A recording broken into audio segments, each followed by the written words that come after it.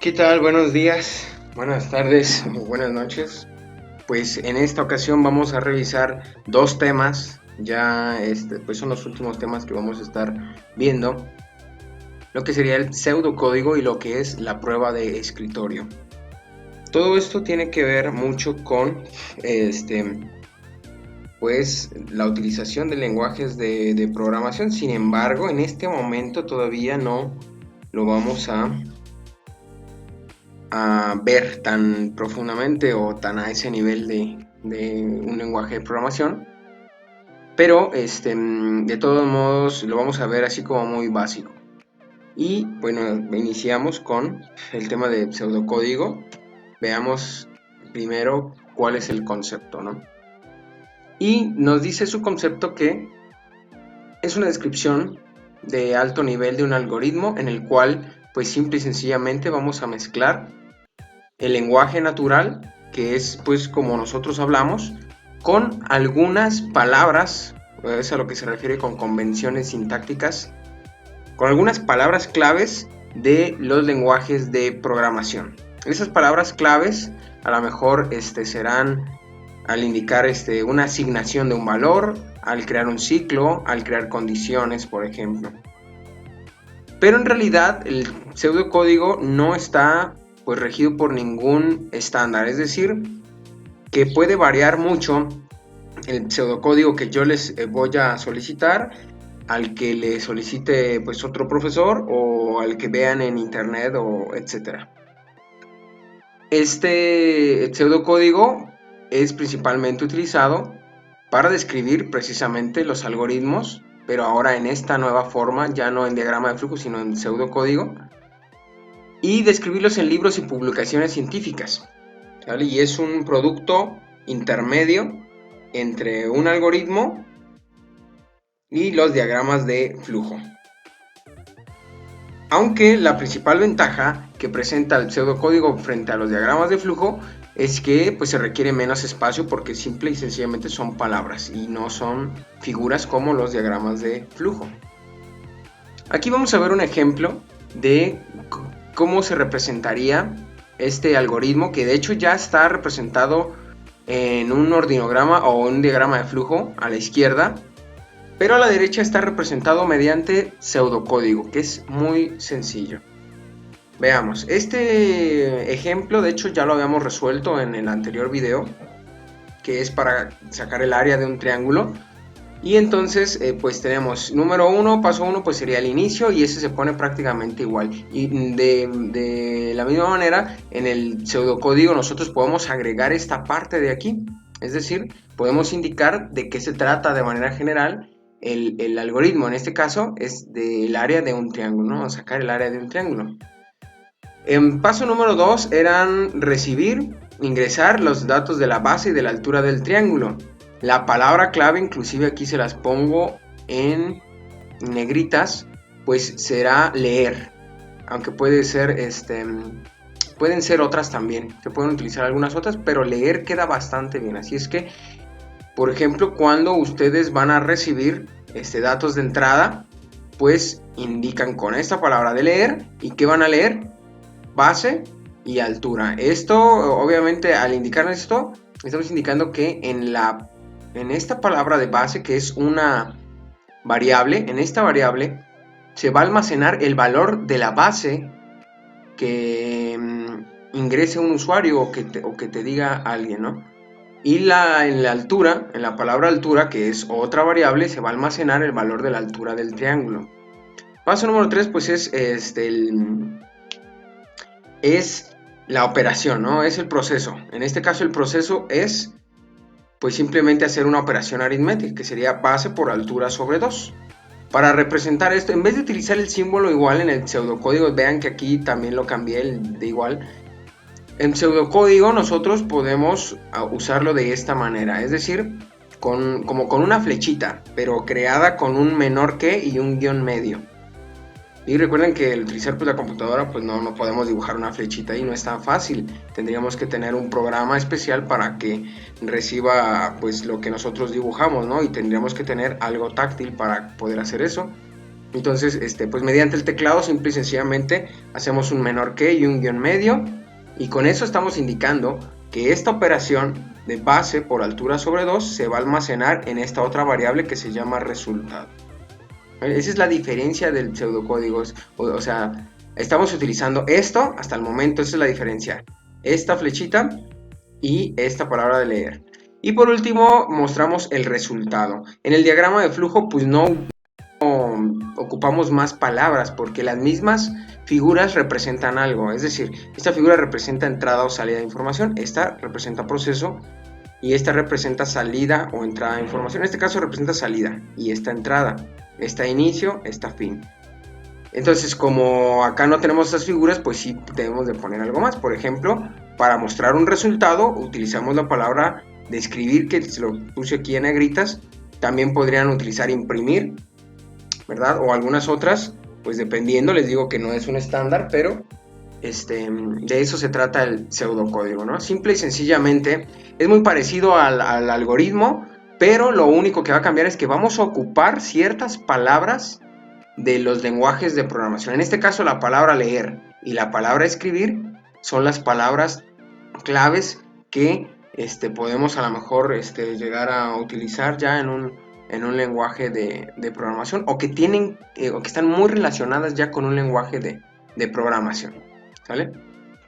Entonces, pues eso sería la representación de este diagrama de flujo, pero en pseudocódigo ahora. Repito, lo único que varió, lo único que cambió es que utilizamos palabras clave mezcladas con, pues con el algoritmo natural que ya se había mostrado en el video anterior. Simple y sencillamente, repito, le agregamos estas palabras clave que están en negritas, y por ejemplo aquí, en vez de poner igual, pues le agregamos estos otros símbolos que también podrían utilizarse en algún lenguaje de programación. Y vamos a pasar por último a lo que es la prueba de escritorio. La prueba de escritorio, el concepto. La prueba de escritorio consiste en darle valor a las variables que hemos definido en nuestros algoritmos, ya sea representados en diagramas de flujo, en pseudocódigo o como un simple algoritmo.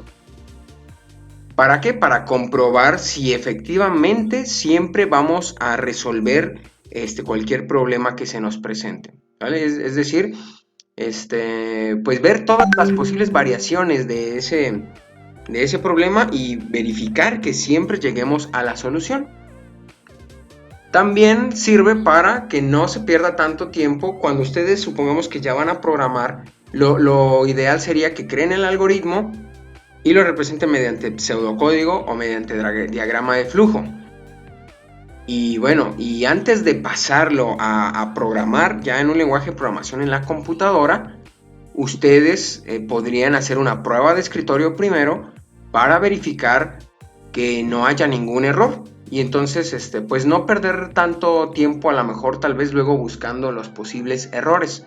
Porque si ustedes tienen un programa muy, pues con muchas líneas de código, muy amplio, va a ser muy complicado estar luego buscando los errores o corrigiéndolos, o va a ser más pérdida de tiempo. Entonces, para optimizar eso, simple y sencillamente ustedes hacen todo a lápiz y papel primero, y cuando ya estén 100% seguros de que ya está correcto, simple y sencillamente proceden a pasarlo a la computadora y ya no se preocupan de nada más. Simple, rápido, ¿no? Es para aplicar, como dice aquí, la regla del 70-30. Es decir, 70% de tu tiempo va a ser para resolver los problemas en papel, y el 30% vas a dedicar solamente a transcribir eso que ya resolviste tú previamente. Y bueno, vamos a ver en la siguiente prueba de escritorio. Vamos a hacer una prueba de escritorio con un ejemplo que a continuación les voy a poner. En este ejemplo se han hecho 6 corrimientos. Corrimiento así se le llama cuando se ejecuta una prueba de escritorio, ¿no? Es el número de veces que se ejecuta. Cada vez que se ejecute se llama un corrimiento, pues. Y aquí está, ¿no? Tenemos un ordinograma, un diagrama de flujo, y tenemos una prueba de escritorio a la derecha. Esta tablita es la prueba de escritorio y vamos a explicarla rápidamente. Bueno, paso número 1, inicio, ¿no? Eso no lo apuntamos. En la prueba de escritorio vamos a anotar nosotros todas las variables que nosotros tenemos. que nosotros creamos, ¿verdad? Bueno, vamos a primero a explicar este algoritmo de qué se trata. Este algoritmo es que nos va a sacar el promedio de 5 números. Eso es lo que va a hacer, simple y sencillamente.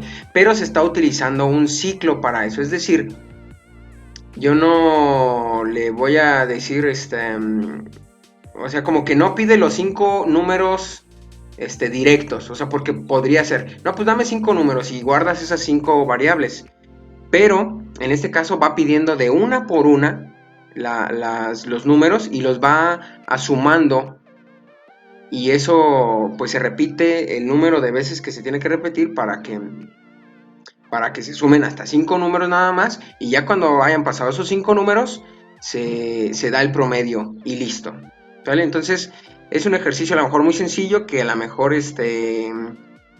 pues explica o no se entiende tan fácil porque es la primera vez que vemos un ciclo, pero el número de veces que se repite ese ciclo va a ser 4 o 5 más o menos. Ahorita vamos a ver.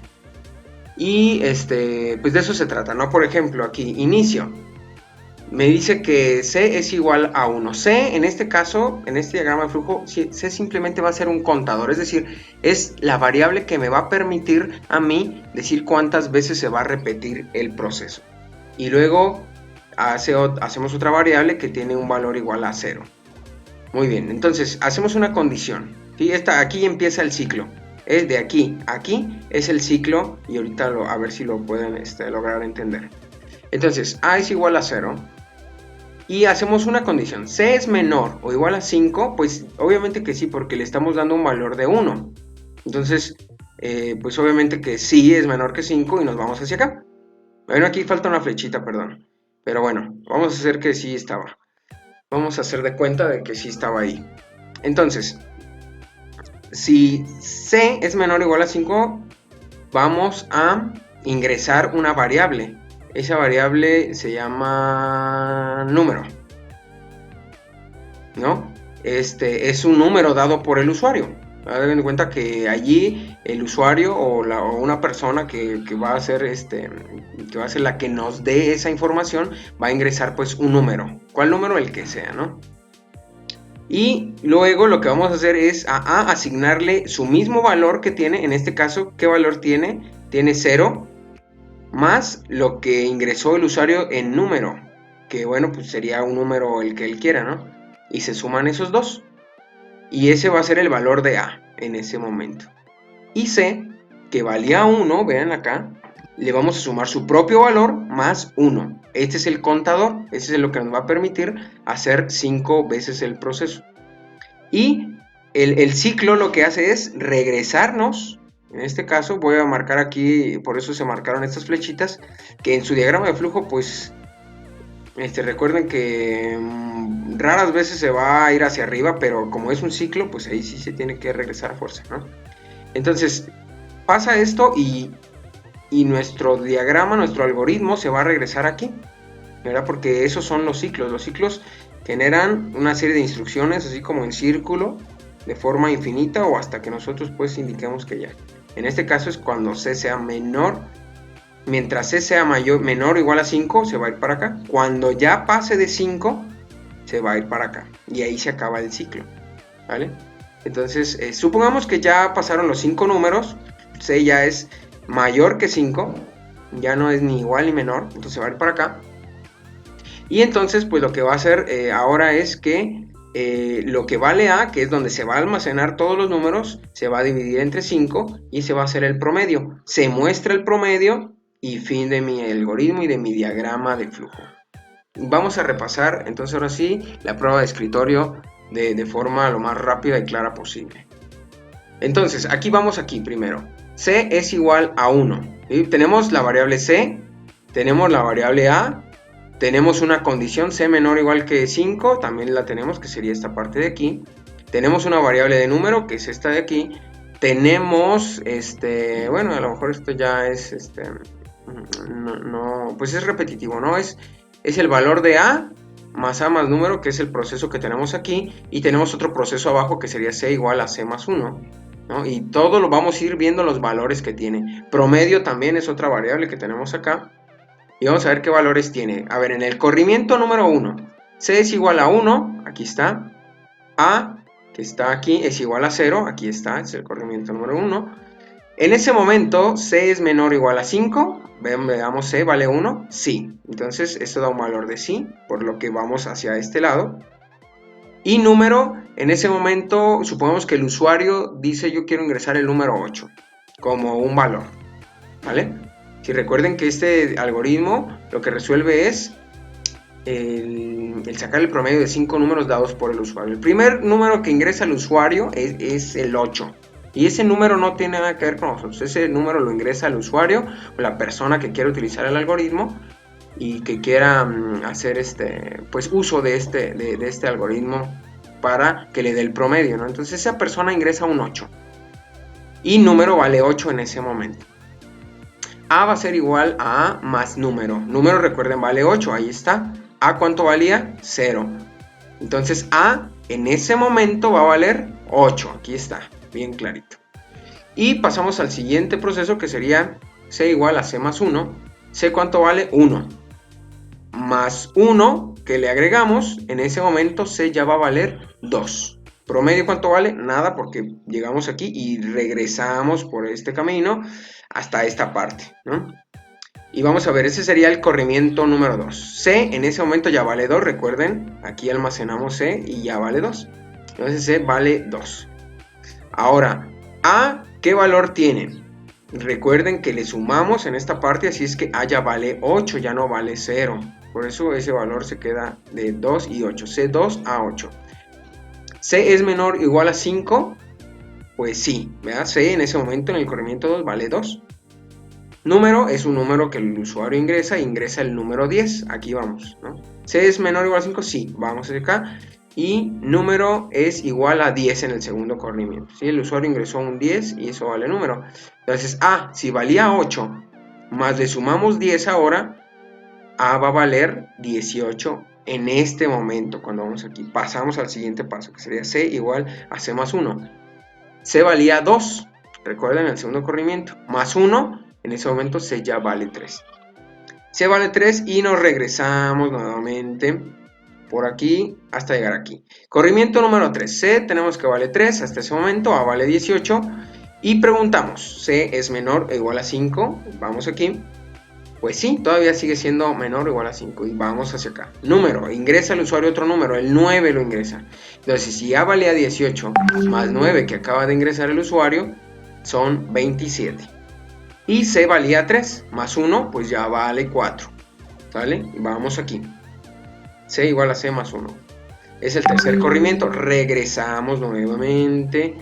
Y tenemos que hasta ese momento C vale 4, A vale 27. Y preguntamos, C es menor o igual a 5, pues sí, porque C vale 4, así es que todavía.